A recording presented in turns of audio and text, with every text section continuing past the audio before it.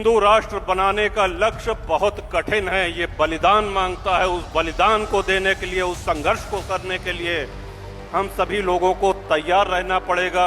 सनातनी हो तो सनातनी दिखना भी चाहिए।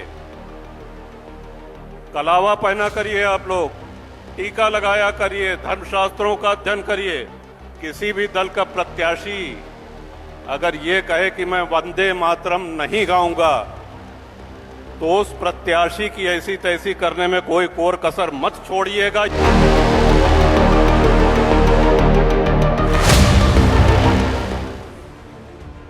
कुंडा से विधायक राजा भैया अपने बयानों के कारण अक्सर सुर्खियों में रहते हैं, लेकिन इन दिनों उनके कुछ बयानों ने सबका ध्यान उनकी ओर खींच लिया है। हमने पहले भी देखा है कि कैसे वो विधानसभा में सनातन और उसकी परंपराओं को लेकर मुखर रहते हैं, और इस बार भी उनका वही अंदाज देखने को मिला है। बता दें कि राजा भैया बागेश्वर धाम के पीठाधीश्वर धीरेन्द्र कृष्ण शास्त्री की हनुमंत कथा में पहुंचे थे, जहां उन्होंने कहा कि मौजूदा समय में सनातन धर्म के ऊपर बहुत बड़ा संकट है और सभी सनातनियों को एकजुट होने की जरूरत है। उन्होंने कहा कि भारत को हिंदू राष्ट्र बनाने का लक्ष्य बहुत कठिन है और ये लक्ष्य बलिदान मांगता है। साथ ही राजा भैया ने कहा कि बहुत से लोग आज खुलकर कह रहे हैं कि वे वंदे मातरम नहीं गाएंगे, चाहे जो मर्जी कर लो। चुनाव आने वाले हैं और अब ये हमारा और आपका दायित्व है कि ऐसे लोगों को हम अपने दिमाग में रखें और उन्हें सबक सिखाएं। आज हमारा देश बहुत बुरी परिस्थितियों से गुजर रहा है और साथ साथ हम ये कहें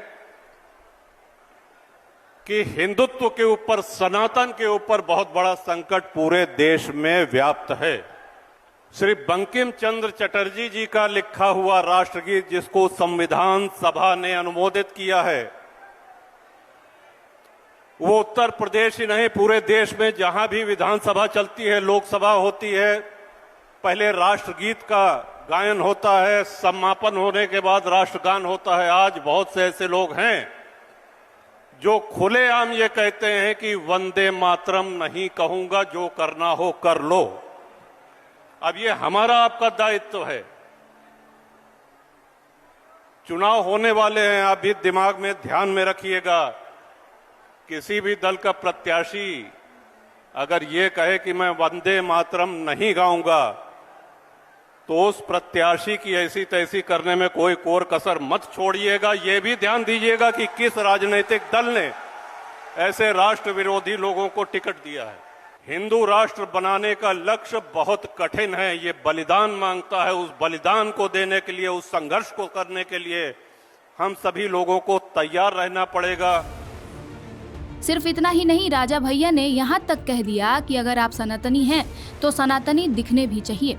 अपने मस्तक पर टीका लगाना चाहिए, हाथ पर कलावा बांधना चाहिए, धर्म शास्त्रों का अध्ययन करिए, हिंदुत्व के लिए, सनातन के लिए और राष्ट्र के लिए सदैव मुखर रहिए। जब भी इन पर बात आए तो आवाज उठाइए। और अपने छोटे भाइयों को एक और संदेश देना चाहता हूं कि सनातनी हो तो सनातनी दिखना भी चाहिए। कलावा पहना करिए, आप लोग टीका लगाया करिए, धर्मशास्त्रों का अध्ययन करिए। हिंदुत्व के पक्ष में, सनातन के पक्ष में, राष्ट्र के पक्ष में बोलने को, लड़ने को, भिड़ने को, मुखर होने को सदैव तत्पर रहिए। इस दौरान राजा भैया ने कहा कि देश में हमारी आबादी 75% है। इसके बावजूद रामनवमी का जुलूस हो, हनुमान जयंती का जुलूस हो या फिर माँ दुर्गा का विसर्जन हो, हर जगह हमारे ऊपर पथराव हो रहा है। इसका कारण ये है कि हमें आज तक जवाब देना नहीं आया। हम जातियों में बटे हुए हैं। इस जातिवाद को खत्म करने की जरूरत है। देखिए, लोकतंत्र में लड़ाई अकेले सरकार नहीं लड़ती, हम सबको लड़ना पड़ता है।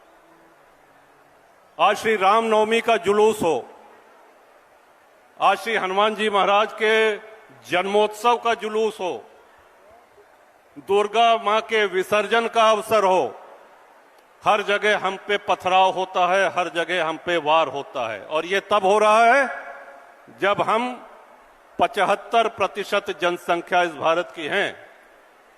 हमको अभी तक जवाब देना नहीं आया और हमारी इसी कमजोरी का लाभ उठा रहे हैं, क्योंकि हम जातियों में बटे हुए हैं। आदरणीय महाराज जी की सबसे प्रभावी बात हमको जो लगती है और हमारे जैसे अन्य साथियों को भी लगती है कि जाति पाति की करो विदाई, हम सब हिंदू भाई भाई। बता दें कि राजा भैया का ये आक्रामक अंदाज लोगों के बीच काफी पसंद किया जा रहा है और उनके बयान ने एक बार फिर राज्य में सियासी पारा गरमा दिया है। ऐसी तमाम खबरों के लिए बने रहिए राष्ट्रवाणी के साथ। सब्सक्राइब और लाइक करना ना भूलिए।